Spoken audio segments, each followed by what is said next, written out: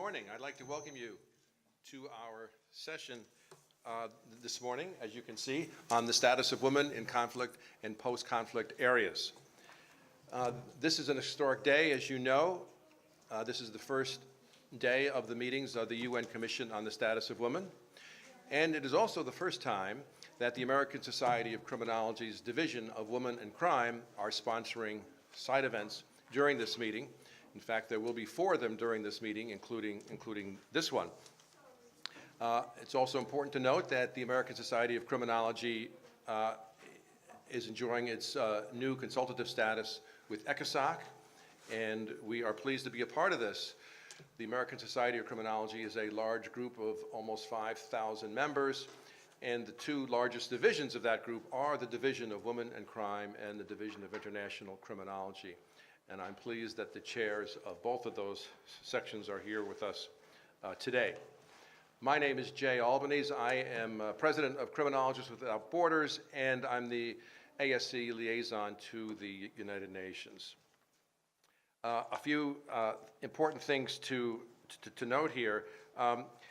It's when you talk about women in policing, there are a few topics that are more important and that cut across more issues of equity, justice, and gender.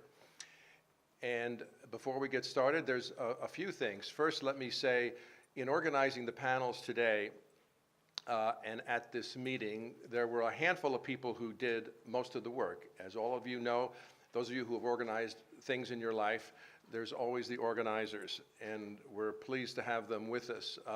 Most importantly is Sheetal Ranjan over here. Sheetal was a lead organizer. She is the current chair of the American Society of Criminology Division of Women in Criminology.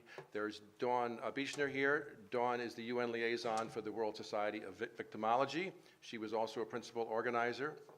We have Rosemary Barbaret over here, another principal organizer. She is representing the International Sociological Association as well as Criminologists Without Borders, and Elaine Arnold, who I don't believe is here. She is vice chair of the Division of Women and Criminology.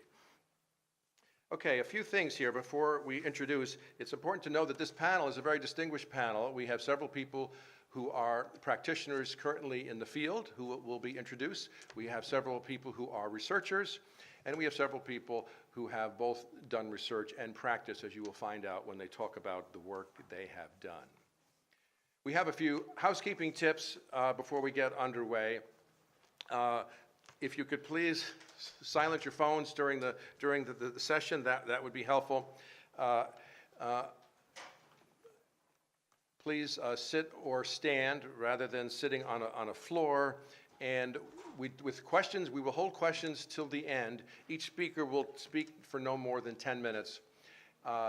And there will be slips of paper available that if you have a question, you could write it down and pass it forward, which will be the way we handle questions. So you can do that during the panel session. And we'd also like to say if for some reason you don't like to be photographed, people at this end of the room might appear in a photograph, as you can see with the camera here. So if you do not want to be photographed for some reason, just please move back in that direction. Okay, with housekeeping done, let's get underway. Our first panelist is a practitioner of some experience. Garima Bhatnagar. She is Chief of Mission Management Support Section, the Police Division of the United Nations Department of Peace Operations. So Garima, let's start with you. Thank you.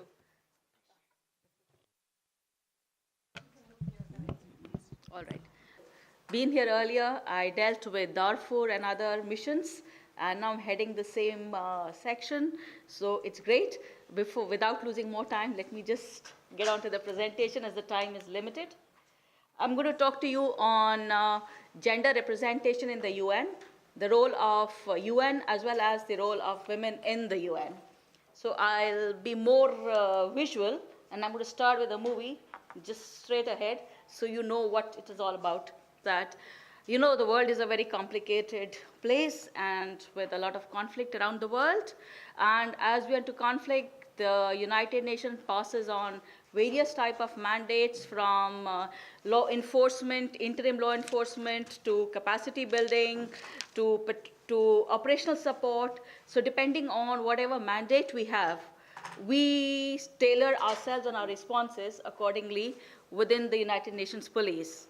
Now, it's not one of the most friendliest of situations out there because you're going to broken countries with a lot of issues, most of them being security, broken down government, institutions. Yeah.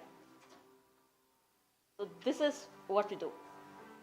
In order to assisting to operational support, reform, and restructuring, building the police forces from scratch, as we are doing, we did in Haiti, like we did in Timor-Leste before that, we did in Liberia, and now we're working in Central African Republic, we're working in Mali, we're working in South Sudan, and so on and so forth.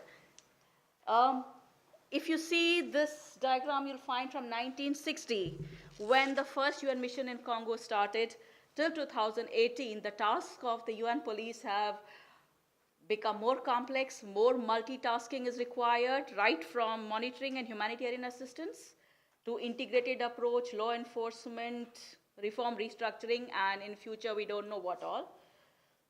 Maybe sky is the limit. And that is what we're doing out there.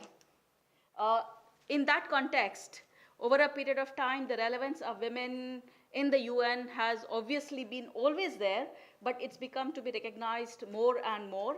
As a result, today, we have 8 resolutions on gender within the United Nations, and the latest one is that we need to double our percentage to 35% of the overall police presence in our various missions, which is a tall order, seeing that women in law enforcement are a rarity, not in the numbers that we need, and the nations have their own need of effective women power, so to say. So we have a lot of opportunity out there and a lot of work to do also. There are, of course, obviously a lot of issues that we face when you're working with the United Nations. Firstly is most of the women who are there in their national capacities may not be aware of the recruitment processes or how or when the UN is recruiting. There are also issues that the selection processes in the nations are neither transparent nor do they have a system. It's an old boys network that you pat my back, I pat yours, and we keep the booty in ourselves. As a result, the women fall out of the networking part. The other are social and cultural issues, which affect the perception of the selection authorities in terms of their places at home, they can't leave their families, so on and so forth. They also have issues when they go to the missions because of lack of logistic support. Even basic facilities like toilets may not be available right there, and you may have to go out there somewhere. And when you come back, reintegration in your force is another issue. And also, because of language issues and shooting and driving and other things, most of the women officers, especially from developing countries or countries which don't have such a strong presence or history of police, women police, they are obviously taking time to catch up with the sad processes. As a result, we face a gender imbalance in the UN. We currently have 11.3% only in the peacekeeping, which we hope to increase to 35%. As a result, the police division has come out with an unpulled strategy to have more gender balance and more gender integration. So we have started our outreach processes with various countries. We have our gender toolkit. We are training and conducting special SAT programs or recruitment drives in the countries. We have also started with the command courses so that senior later police officers are able to come and join the UN. And we're also working with the countries through donor support, bilateral support, multilateral support, etc., to build up their own capacities of national recruitment selection. And so we are trying our best to have a gender mainstreaming in our overall approach. and why the women, after all these difficulties, come to the UN is something which you need to believe when you see this movie. And after that, you can ask me any of the questions that you wish to ask me.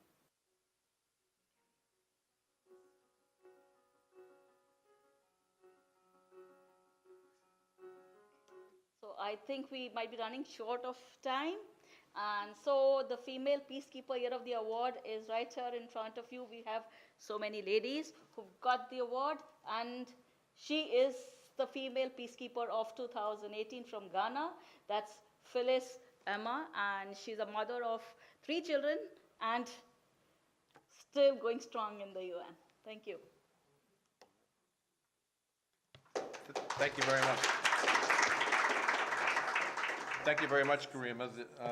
The UN Department of Peacekeeping Operations deserves a lot of credit for setting achievable goals and to basically triple the representation of women in the UN police. Very, very laudable. Our second, and we're going to take questions at the end of our speakers to make sure that everyone has the opportunity to present. Our next speaker is Jackie Subayer. She is Assistant Chief Constable in the UK at the Bedfordshire Police. So, Jackie, it is all yours. Thank you, and good morning. And you can tell I'm an operational police officer because I'm going to have to stand up. I can't sit down. Is that okay? Can everyone hear me if I stand up? Yeah, okay. Thank you. So, good morning, everyone, and it's an absolute privilege and an honour to be here at this panel this morning. And I was just reflecting how amazing it that we've actually got an all-female panel in this area of policing, and I think what a great day, the first day of CSW, to reflect that. So over the next 10 minutes, I know I've got some timekeeper there, I'm just going to speak about my personal experience and my personal opinion that actually to deal with radicalisation and violent extremism, you must have a diverse and truly reflective police service. And it's reflective of the communities it serves. I'll talk a little bit about how that actually impacts on women in minority communities who often don't have that trust and confidence in policing through their experience within their own communities and of the police. I'll talk about how Bedfordshire Police have risen to that challenge, and I'm going to run through some recommendations and sharing of good practice. So, New York is obviously a city that, oh, what do I press this? I'm rubbish with technology, so, oh. So, New York is obviously a city that is familiar with terrorism and terrorist atrocities. But in 2017, the UK went through an extraordinary year of terrorism. 22nd of March, Westminster Bridge. Should come up, there we go. So Khalid Massoud drove a van across Westminster Bridge, indiscriminately killing people. He killed 4 and then stabbed Police Constable Keith Palmer as he tried to make his way into Parliament. A couple of weeks later, next one. A couple of weeks later in May, Salman Abedi blew himself up at an Ariana Grande concert at the Manchester Arena. This made world news when 23 children were killed and 139 people were injured at the concert. Again, a few weeks later, in June, 3 men went on the rampage, again with a van driving over London Bridge. They killed 8 and then got out of the van and stabbed people in restaurants and clubs. 48 people were injured that evening. A few weeks later again, we had a man drive a van at a group of worshippers outside a mosque in North London. 1 was killed and 8 injured. And then lastly of that extraordinary year, an 18-year-old refugee called Ahmed Hassan put a device on the tube train at Parsons Green. It was only by luck, because he miscalibrated the chemicals in that van, that it didn't explode and more weren't killed. So, I'm the Assistant Chief Constable for Bedfordshire Police. This was an absolutely extraordinary year of trying to rise to that challenge, because we didn't know what was going to be happening next. Communities were scared, communities were afraid, and when you have communities that are scared and afraid, they start having tension between each other as well. So Bedfordshire is a small county just outside London. It's about 20 minutes north by train. And Luton, which is at the sort of bottom there, is the main town. Now, Luton became synonymous in the late 90s and early 2000s with terrorism. It became, I hate that word, a hotbed of radicalisation. And it was the birthplace of, can we swap slides? Sorry. It became the birthplace of Al-Mujahirun, which brought a lot of Islamic preachers that came in talking about the caliphate, and it was recruiting an awful lot of people that then went out and fought for Syria. But because we had that concentration in such a small county, we then had a right-wing backlash. So we were trying to manage both right-wing extremists and the rise of Al-Mujahirun in a very small county with 1,000 police officers. When you look at the demography of Luton, 66% of the population are black or minority ethnic, but only 14% of the police service were from black or minority ethnic communities. So how could we, when it is so important, for me, my absolute belief is community intelligence is the only way you can deal with violent extremism. You look at what happened in Paris and the attacks at the Bataclan. The head mastermind, for want of a better word, of those attacks was only found through community intelligence. So what we wanted to do was actually change our demographics in the police service, and to do that we embarked on a very, very ambitious recruitment campaign. Now, none of what I'm going to tell you is new or especially innovative, but what we did that was different was did it in a sustained, non-tokenistic, just a ticks box way, and that's what made the difference. Can we go to the next slide? So what we did was we actually had some very difficult conversations internally with our own police force. As senior leaders, it's very difficult to talk about racism and sexism within your own force. And we sat down and we listened to some very difficult stories that people of different ethnicities, and especially females, were suffering from our force. And, you know, it was very difficult as a senior leader to hear some of that was going on, and I didn't know. But also we contacted colleagues that had left the service and actually did very in-depth interviews, finding out why they left and what we could do differently. And if you were a black or minority ethnic and a woman, actually you had it doubly worse. So it was, we then, having had all that information, we put together a positive action team, and they were officers from Luton, from the community that we wanted to serve and get into and get recruitment, because policing is a fantastic job, but communities don't realise that, because a lot of the time we police to them, not with them. So we said, oh, sorry, can we just go back? Sorry. So again, we had a positive action team. We included members of the community, faith leaders, teachers, doctors. We included lots of people in our recruitment campaigns. We had bespoke language skills and specialist support for people within Luton to come and join us. So do you remember I said we had 17% recruitment? In 2 years, that's doubled to 27%. 33% of our organisation is now women. We're looking to bring that to 50%. And how we've done that, again, you will have all done these specialist campaigns, specialist recruitment. This is not new, but what is new is it was sustained. When we suffered demand, we didn't take that unit out to put them elsewhere. We have left them, and they were from that community. And you might be wondering, well, so what? What's the point of having a reflective police force? What we've actually learned is because the community are now starting to trust us, they are now building up their own groups. So I'm really pleased we have the Luton's Women's Network that we work with and not to, and they have put together programs and campaigns about prevention, intelligence sharing, and we support them in doing that rather than tell them that's what they need to do. If we go to the next slide. This has come at a cost, though, because actually there's white, male, heterosexual officers that's saying that this is discrimination. One of them has taken Cheshire Police to court saying this isn't fair. And this is where leadership comes in. This is the right thing to do. And if it's the right thing to do to get the trust and confidence of communities, then you have to share that and explain and keep explaining and explain again. That's why we're doing it. We police, we serve the communities. We don't police them or we don't do it to them. So as we move on, When we talk about women's access to justice, the ISIS brides who are now returning, the young women who were radicalised, we've had many women from Luton go out to Syria, and this is causing an awful lot of political angst at the moment about what we do with returnees.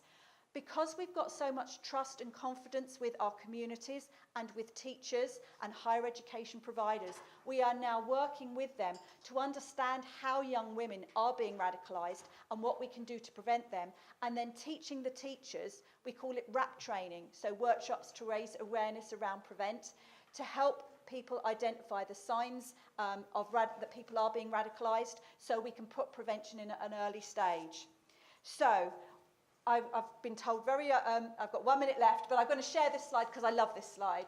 You would never have seen this probably 3 or 4 years ago. I've got 2 senior female officers and 2 males from our Asian community planning, they're from our independent advisory group, planning a demonstration and how we were going to police that.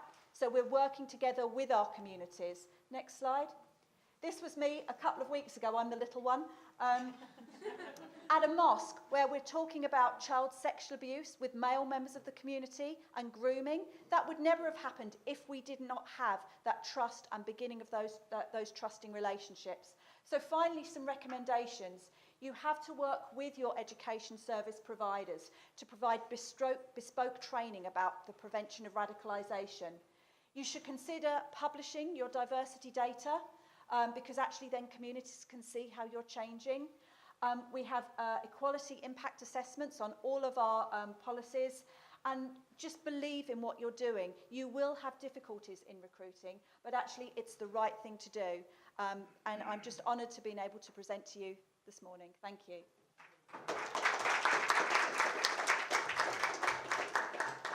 Jackie Sabire, thank you very much. And as you can see, there are many agencies around the world saying, well, how do we develop a police service that is in fact more reflective of the population? And Jackie explained to you exactly how to do it. So there are a number of very good examples around the world, and this is one of them from the UK. Our next presenter is Dr. Sonia Kutnak-Ijkevich, who's a professor at the Michigan State University, and she is also the current chair of the Division of International Criminology at the American Society of Criminology. Sonia has done empirical research measuring police integrity all around the world, and she's also the co-author of an award-winning book on the international tribunals in the former Yugoslavia. And today she's going to talk about police and democratization in Croatia. Democratizing the police in a transitional society is never an easy task, as social scientists will demonstrate.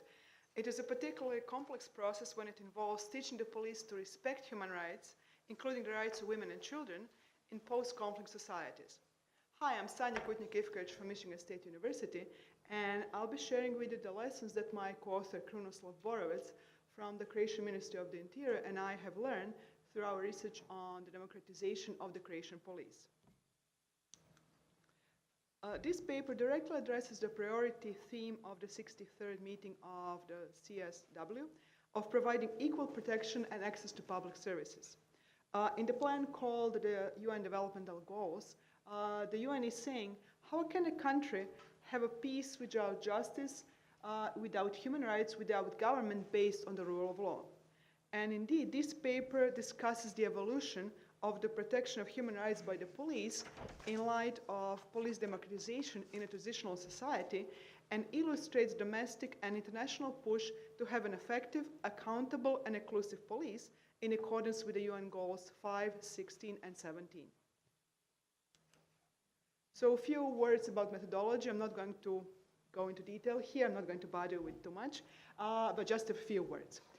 We rely on a total of 146 written reports by the Croatian government, the European Union, Council of Europe, and NGOs such as Amnesty International and Human Rights Watch.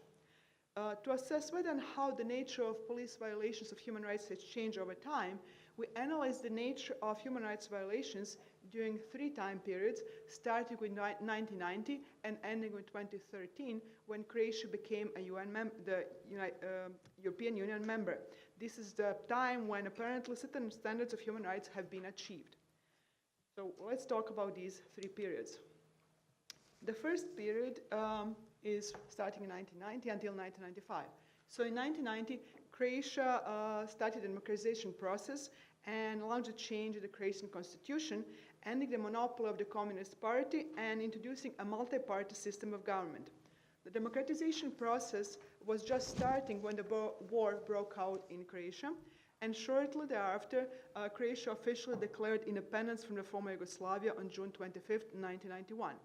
The war broke out in 1991, and in 1992, a ceasefire agreement was signed, although about 1/3 of the Croatian territory was still not under the control of the Croatian government.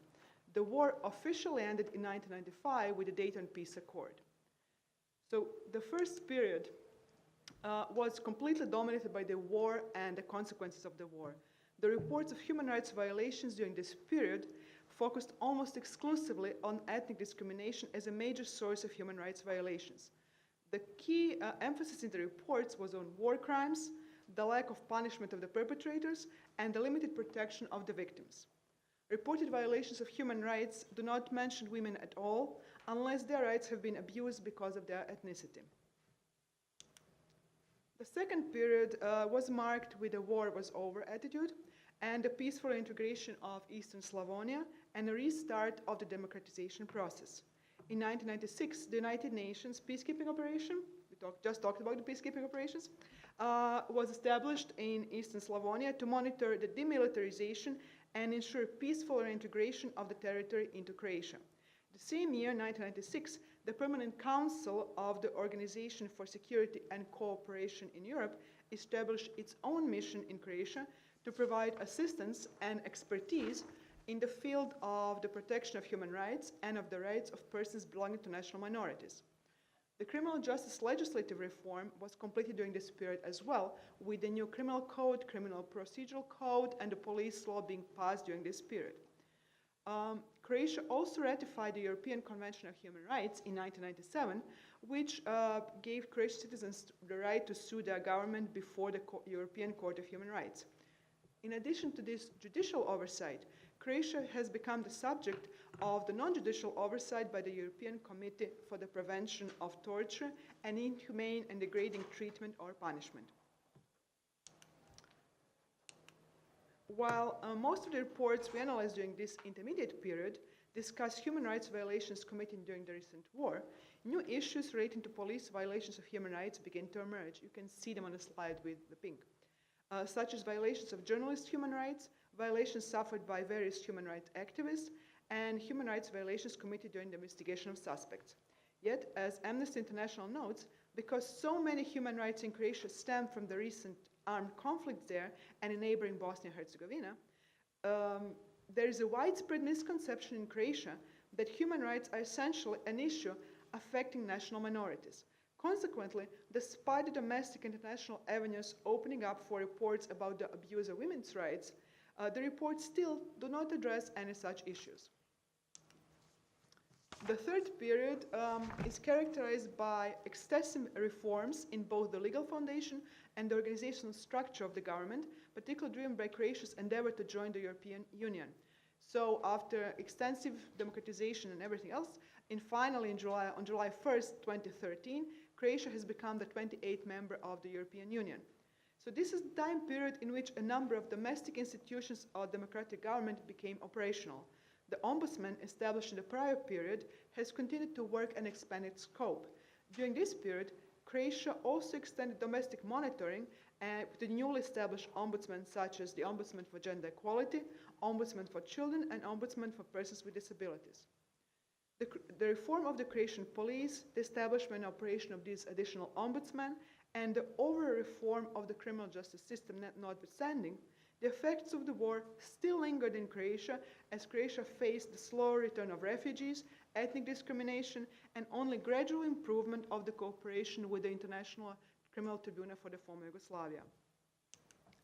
So for the first time, the reports in this period started to include violations of human rights. Not only were violations of human rights mentioned, but there seems to have been an improvement in the police treatment over time. In particular, the European Commission determined that the police performance with respect to domestic violence has improved between 2007 and 2010.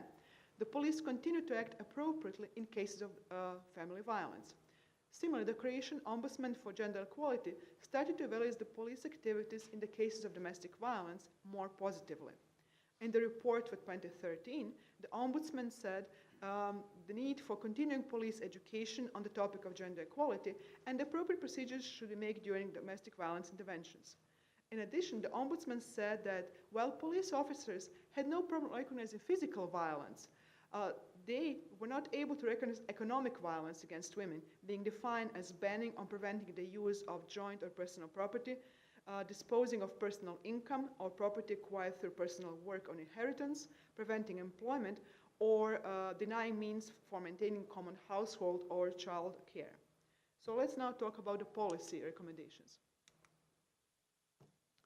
So the first recommendation is the SGD-16 strives to build strong institutions that provide justice for all. Our research demonstrates that at times of armed conflict and at times immediately after the conflict, police accountability will be narrow, mechanisms of accountability will be underdeveloped, and human rights violations, both in access to public services and protection against discrimination, will be underreported. It appears more realistic that the push within the country and by the international community to establish the mechanisms of police accountability, particularly the Ombudsman for Gender Equality, is more likely to be successful in the aftermath of an armed conflict than during the armed conflict.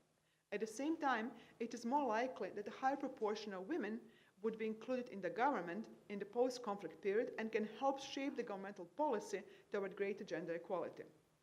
The second lesson is that the process of converging to gender equality, the goal number 5, is neither simple nor quick. As democratization of the police evolves, so does the capability of the police to protect human rights. Coordinated efforts by the domestic and international actors, as the case of Croatia demonstrates, work toward sensitizing the police toward the protection of a wider spectrum of human rights. And the last lesson is that, lesson number 3, is that the results of our study strongly suggest that if it had been left to its own devices, the democratization process of the Croatian police would not have been as swift as it had been with the support and pressure from the international community. Indeed, the international community can play a critical part in the country's willingness to embark on the road toward democratic police that adhere to the human rights in general and women's rights in particular by providing independent assessments of the country's progress and demanding accountability. So I'll stop here. Thank you very much, Sonia.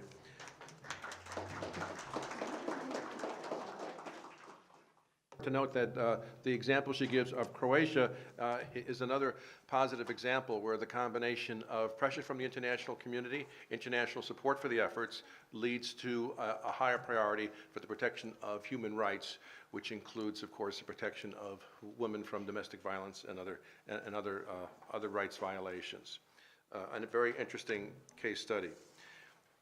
Our next speaker is Dr. Stacy Strobel. She's an associate professor at the University of Wisconsin-Platteville. She has published widely on police in Slovenia, the Middle East, and elsewhere.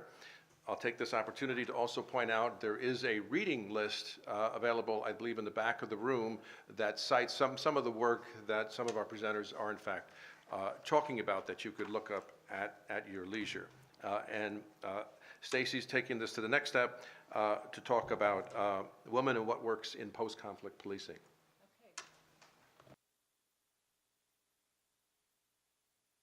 There we go. That sounds better. I'm honored to be here today. It's just a real delight to get to speak in a United Nations space, particularly on a topic that I feel so strongly about and have spent most of my adult career looking at. I want to talk a little bit more broadly as sort of a thought piece today about sort of what academic and policy research, the directions it's going, and how women in policing fits into some of these larger patterns. Post-conflict policing and the study of that really focuses a lot on women as particularly abused and exploited and displaced in conflict situations. That's very acknowledged. The solutions often don't center on women as squarely as they probably should. And so the question I want to ask and explore with you today is, what is the role that women in policing and also the consciousness of women's issues in the community play in actually building better police agencies? Sonia did a great job of building sort of this notion of democratization of police, which is fundamental in any post-conflict situation. And so the question is sort of where women fit in. There's sort of three goals in post-conflict policing that no matter who you read tend to bubble up into the surface. The first one is social representation. Let me get to that here. And so the first one is social representation, the notion that women are half of their communities wherever they're found, and so they should be better represented in the police. In my book, they should be 50% of police forces, so we're getting there, right? Other things that bubble up in the literature is the importance of the police to establish trust and legitimacy with the communities that they serve, which is really a difficult task during and after a conflict. And so these are these three pieces that I believe, so if we look here, you have this democratic framework, this is your abstract thing. Often we look to community-oriented policing to sort of deal with community relations in terms of building representation, trust, and legitimacy. I'm proposing here that we can actually accomplish more public safety goals if we don't just stop at community-oriented and we actually move to women-oriented. I believe that by being women-oriented, you actually get correlations with tons of other social goods that seem to transcend gender. And so, I think the argument is with gender can be really difficult with police agencies. Police agencies are male-dominated. There's historic gender discrimination, sexual harassment in police forces. It is a really, really tricky profession for women, different than other professions. Women are doing better becoming lawyers in the numbers than they are becoming police officers just in numbers. And so there's a particular problem there. And so when we're talking to chiefs and other high-ranking police people, I think the argument for women can be framed as women actually help some of these broader, more sort of gender-neutral goals that I know you're concerned about, even if you're not so concerned about women. And so I'm sort of exploring that here. So I'm going to focus mostly on social representation today in the interest of time, may not get as much to trust and legitimacy. They all feed into each other. It's all this good thing called better policing, right? And so that obvious relationship between women and post-conflict policing has to start with putting women in sworn officer positions. So they're out there, like the UN peacekeeping forces, being visible. That kind of role modeling and that kind of sort of experience that women have that might be slightly different than men can actually change policing, and I think it changes it for the better.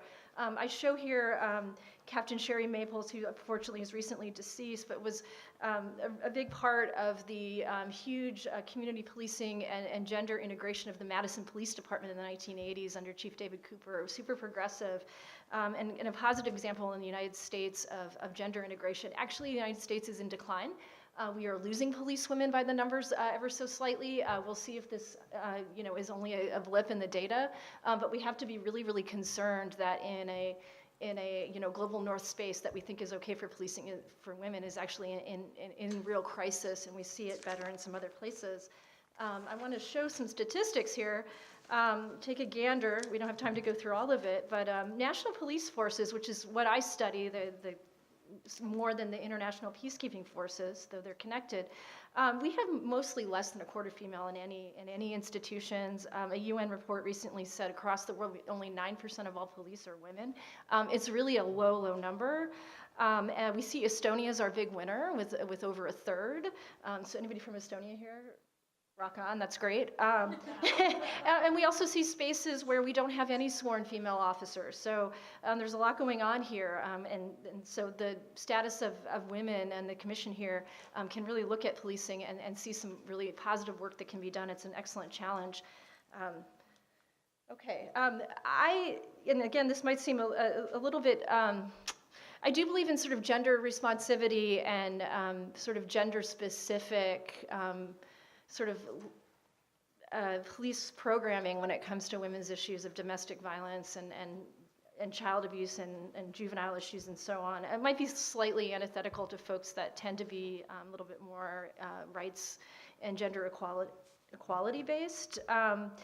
But I'm arguing here that women actually better policing. That they have, on average, there's always exceptions, they have better communication skills. They just do, and a lot of United States police chiefs will tell you that, probably on the down low, that if they could get more women in, they're gonna have, and this has been shown in countless studies in the United States, they're gonna have less civilian complaints, because women are, on average, again, there's exceptions, tend to be de-escalators in the community. You're also going to have better use of force decisions, okay, which is huge, right, in conflict societies. And so we have that data. We also know from a study in South Africa, which is why I'm showing the South African policewomen here, that policewomen are actually more open to, just on average, to, at least in South Africa, to the kinds of changes that need to be made in society in terms of having services for all kinds of people. So putting women in the front as police officers is huge for all this other great stuff around democracy. But unfortunately, there's a bit of a paradox, and I don't mean to give bad news, but we often look from the outside, perhaps, as police women as being obviously pioneers and full of gender equality, but actually, oftentimes, particularly in the global South, you'll see police women being sort of pigeonholed into gender-specific deployments. So they're in women's policing units or units that focus specifically on women's services or women as victims, offenders. And what's so interesting about that is, on one hand, you want those women in there because the police agency as a whole becomes more gender responsive. And so I've done a lot of work in Bahrain, which has a really robust history of having police women, but most of them are in the women's designated unit. The good news is that so many great programs around child abuse and domestic violence and other things that are important to women wouldn't probably happen in the country without their presence there. They're really amazing. But they also construct themselves as mothers first. They construct themselves as social carers. And they're actually often, and I did a survey of this 10 years ago, they actually aren't so interested in integrating necessarily in that space. And so they end up in some ways in their segregated units sort of being the social carers and bringing what they bring to the force as in some sort of paradox where there might be sort of a glass ceiling for how far they can go. And so it's something that we really have to think about from the UN level, that representation is really, really important. But we have to also think about pathways. And in a lot of spaces, and I work a lot with Muslim police women, you know, Muslim sensibilities around gender are different. Gender equity, the way it's defined in Islam is very different. I'm sorry, I haven't been moving my slides here. Here's some Bahraini policewomen. And so these notions are very, very different, and much more of the notion that women police should have separate roles and different roles, but certainly they would want, you know, equal pay and equal rights and responsibilities. And so it's a little bit different than the typical Western model, and I think it's something that member countries and the United Nations has to sort of think about. What is more important? Do I need to fight the equality battle and push countries to not have these gender segregated units because of some sort of ideological feminist reason? Or do I need to be more pragmatic and say, look, you know, it's a different cultural sensibility around police women, but I want them there because my communities are going to be more taken care of. And so this is sort of a question that I've been exploring a lot in my work. And so this is the example of the Kuwaiti police women. Kuwait just got their first sworn police officers in 2009. They came out in a bang in these wonderful SWAT demonstrations, which was a really interesting PR campaign because these women are not going to be deployed in any ways that require machine guns and these ninja outfits. And that's not, they're wonderful police officers, and there's you know, a wonderful slide here of them doing what they're really going to do, which is be in the community. But they also, according to the government itself in its reports, are being used primarily to patrol malls for gender nonconformity. And so they're cracking down on, and so seeing that as police women's roles is part of this paradox. And so I have run out of time. I wasn't able to get as far as I wanted, and that's quite all right. I'm glad that we've thought about this together. I just want to end on the notion that the United Nations has a laudable goal of doubling its peacekeeping women by 2020, I believe it is, 20. And so I would also encourage the UN to, in the countries that it finds itself, to encourage those member countries to have more women in their national police forces, because no matter how they get there and sort of what the cultural sort of ramifications are, and whether it's equality or equity or something else, they do improve communities. Women do make policing better, and so we want them to show up, and we want to encourage that. And we might have to put off our hardcore notions of full equality in some spaces in order to make that sort of gradual and pragmatic shift to more gendered policing throughout the world. Thanks. Thank you very much, Stacy. Yes, and Stacy has done quite a bit of work doing research in the Middle East, Slovenia, and elsewhere, and some of her work is on the reading list if you would like to take a look. Our last speaker on this panel is Lisa Muftic. She's professor and chair at the Department of Criminal Justice at Western New England University. She was a Fulbright scholar at the University of Sarajevo, and in that context, she is going to talk about gender equity policing in Bosnia and Herzegovina. I'm going to talk about police reformation efforts that really centered around gender integration in Bosnia and Herzegovina, and specifically looking at the impact that underlying culture has on those efforts. And so in order to do this, just a quick background. You're getting kind of the post-Yugoslavian flavor with three of us presenters, but Bosnia was one of the 6 republics that once comprised Yugoslavia. Bosnia-Herzegovina became a household name in the 1990s, largely due to the war that took place. It started in 1992 and it ended in 1995. This war really tore apart the socio-political fabric of the country, as well as the entire region.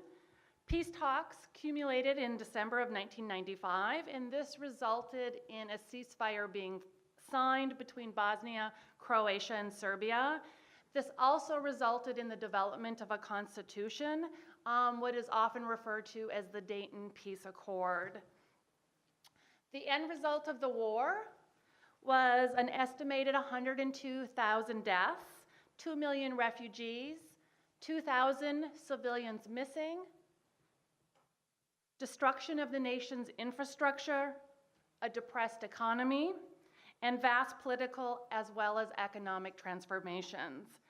While the immediate condition in Bosnia is no longer characterized by high levels of political violence and crime, Bosnia continues to struggle as a newly independent democratic nation state.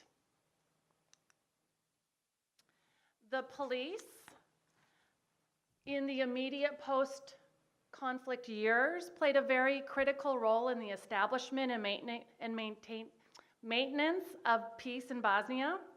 However, after the war, the Bosnian police were characterized as being politically biased, militarized, corrupt, ethnically divided, disrespectful of human rights, and inefficient at ensuring the security of all citizens. As such, police reformation became a crucial component of state building and peacekeeping missions in post-conflict Bosnia. And while some of those reformation efforts were successful, for instance, the police were demilitarized, there was a reduction in the total number of officers, in fact, by half, and there was major restructuring done. The overall process was extremely slow, and it was not well received by neither the police nor the public. One reason that these reformation efforts really were not quick to take hold, and what I argue is because of the overall failure by the international community to address the underlying ethos of the police force themselves.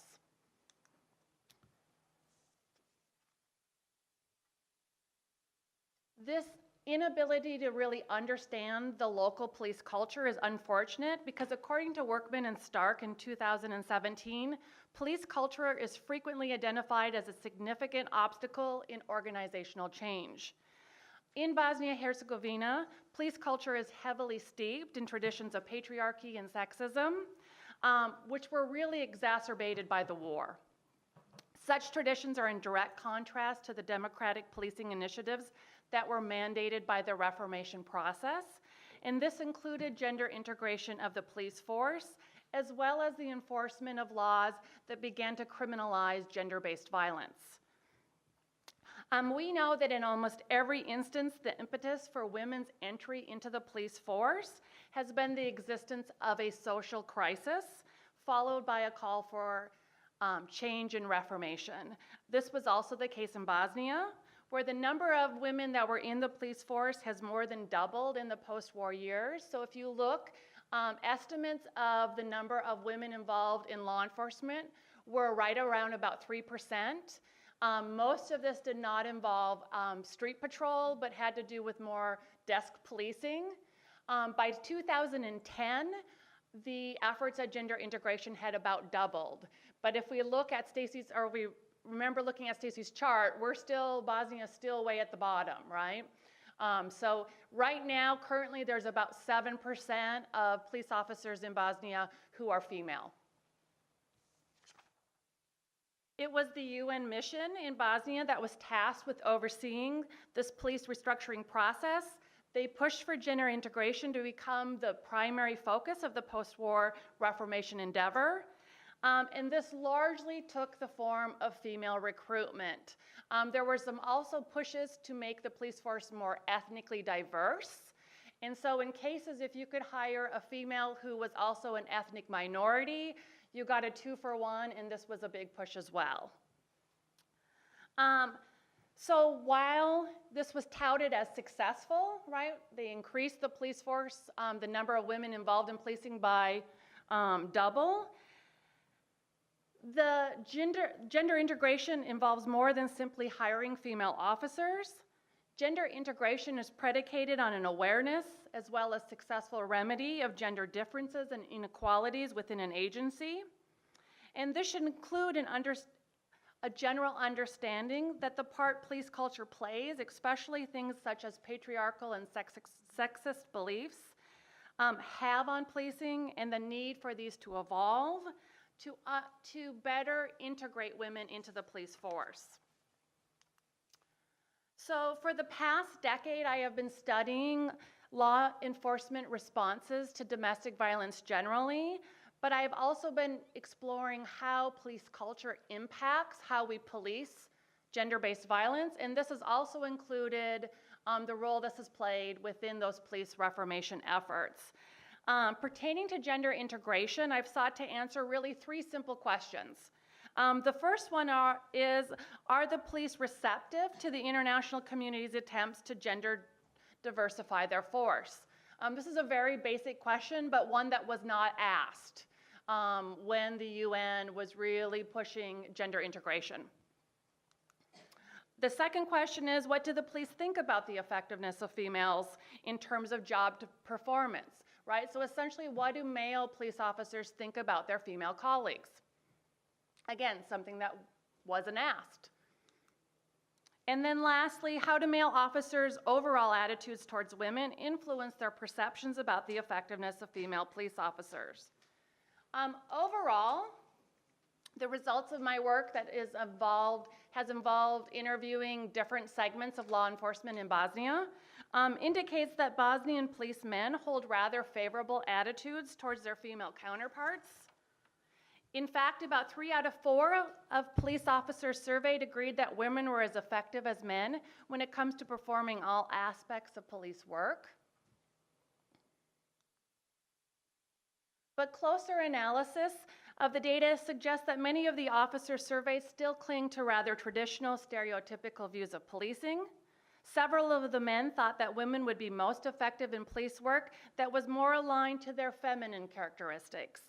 For instance, the majority of male officers felt that a female officer's presence can calm a violent suspect, Large percentages of men also agreed that women were as effective as men in performing undercover work, arresting a female suspect, and handling domestic disturbances.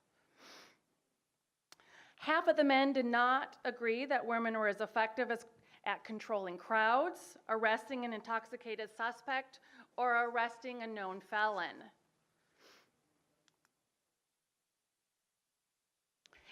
And 1/4 of the police surveyed agreed with the statement, there are many jobs in which men should be given preference over women in being hired and promoted. Related to this is the thought that their underlying attitudes about women in general are going to influence their perceptions about gender integration.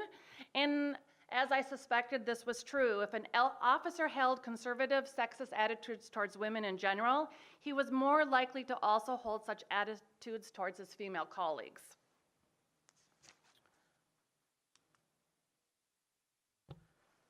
The Bosnian police force, which has been bolstered by the international community, has taken a bold step forward by integrating women into the post-conflict police service. For the most part, the majority of Bosnian officers support the hiring of female officers, and they hold rather favorable views towards their female counterparts when female officers are charged with policing tasks that suit their perceived feminine characteristics.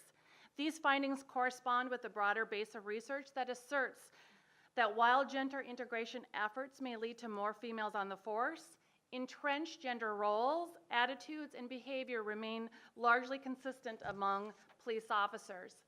This really does not have to be the case.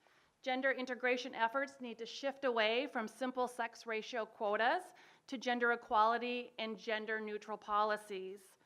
Central to this is the provision of gender sensitivity training within the police force, as well as training programs that are anchored in the local culture. Oops. And that's all I have. Thank you. Thank you, Lisa. And let me just, we're going to take questions now that I encourage you to write on some of the paper. If you could pass them this way. No, actually, we're going to gather them. That would be great. Let me just make an important point, is that for me, the power of this panel is that you have in one room people who you don't normally see in one room, because here you have people who are both leaders in thought and in practice in terms of women and policing. Whether you're talking about police in Croatia, Bosnia, Hercegovina, New Bedfordshire, the UK, the UN Department of Peace Operations, the Middle East.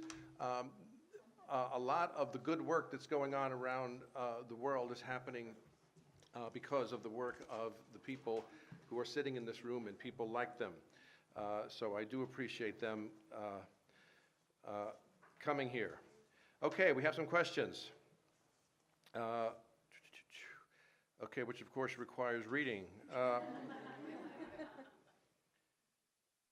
Okay, talking about recommendations regarding Croatia, I believe that says. Considering the use of transitional justice as a recommendation, for example, judicial and non-judicial methods such as truth commissions, reparation programs, forgiveness mechanisms. Sonia, do you have any thoughts about that? I don't think that any such programs really tried. I think most of the effort has been put on judicial ways of addressing the ethnic discrimination. And as records would indicate, Croatia tried a number of Serbian defendants in absentia, which later created many problems. And in effect, Croatia had to retry a number of them after they had been arrested. So I think it's primarily a judicial way of dealing with the war that was the result. And I think this was coming from the international community with the establishment of the International Criminal Tribunal for the former Yugoslavia that was really pushing for this legalistic approach as opposed to Truth Commission on other way of addressing what happened in the country. Thank you. And for Jackie, a question. What is the success? Oh, here's an easy one. What is the success rate of your efforts in de-radicalizing ISIS brides coming back to the UK?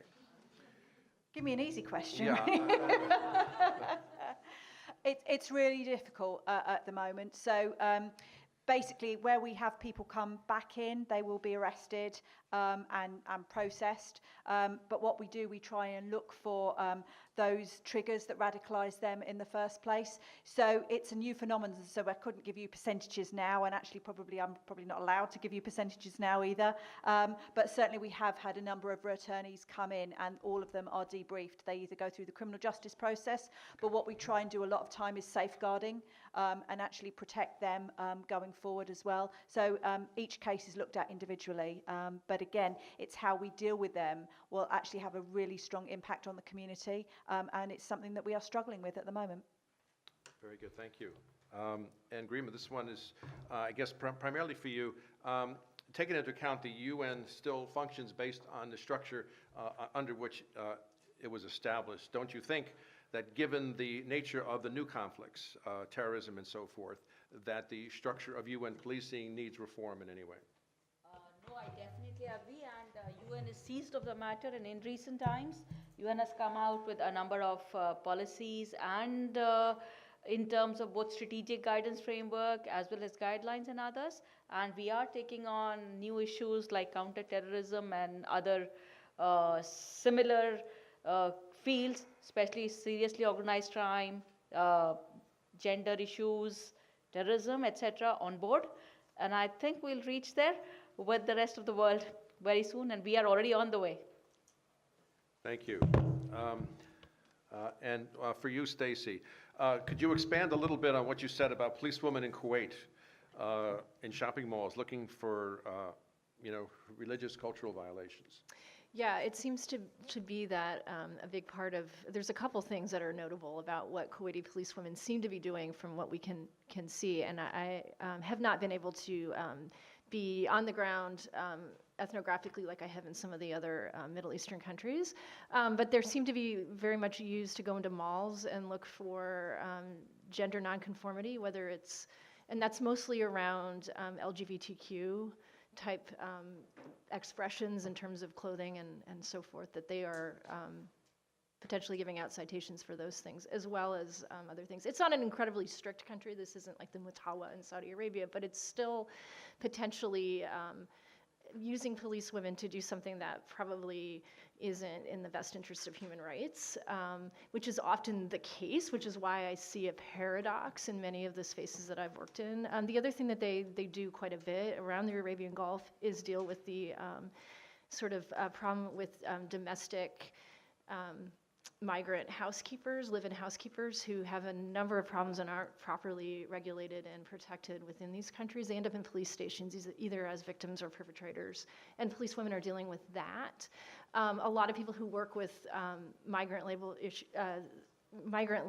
labor issues believe that some of that housemaid situation in the Arabian Gulf is a kind of human trafficking or slavery, labor slavery. It can even turn into sex slavery. So they're handling things in ways that often aren't the most mainstream feminist way you would think that they would be deployed.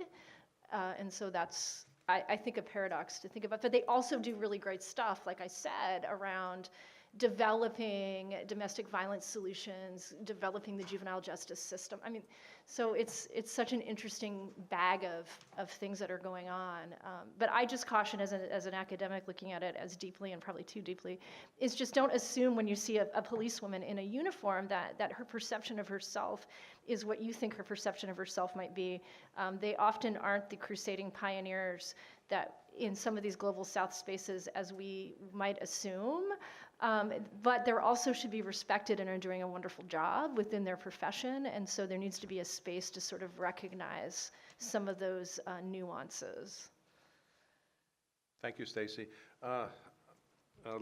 Lisa, we'll give this one to you. And the question is, what might be causing the decline in females in policing in some developed countries as well, including the U.S.?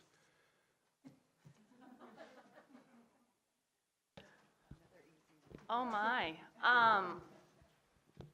Culture the underlying culture. It's not an easy profession. I mean, I'm sure Jackie would like to also speak on this.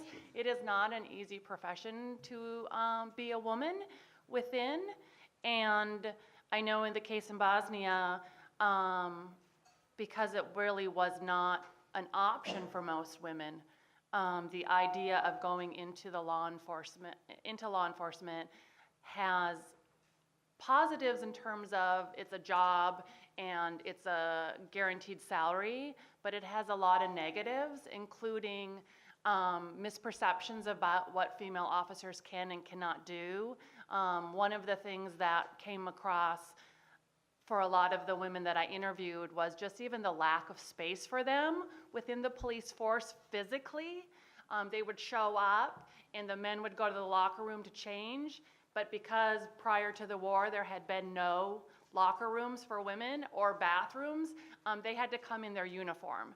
And for some of those individuals, they actually would commute, which is also kind of an unheard thing in the immediate post-war years. And so women were traveling across the country to go to work, and they would have to come in uniform just because there was no physical space. So I think, but the question really was in current conditions and not post-conflict. I'm going to pass that one to Jackie because she can speak to that.